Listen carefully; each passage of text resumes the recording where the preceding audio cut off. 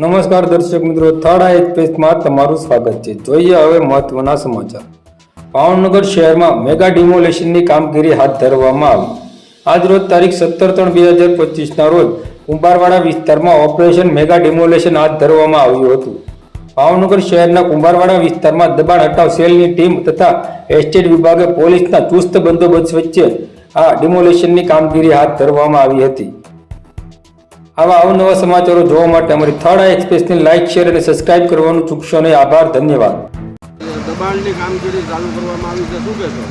ભાવનગર મહાનગરપાલિકા દ્વારા Gadhechi river બોડીના શુદ્ધિકરણના project અન્વયે કુલ 811 મિલકતોને દબાણ હટાવની નોટિસ આપવામાં આવેલ હતી, પરંતુ લોકો દ્વારા દબાણ હટાવવાની કામગીરી ન કરવામાં આવતા આજરોજ 811 મિલકતોનો ડિમોલેશનની કાર્યવાહી શરૂ કરેલ છે. કેટલા મશીન છે અને કેટલો સ્ટાફ છે?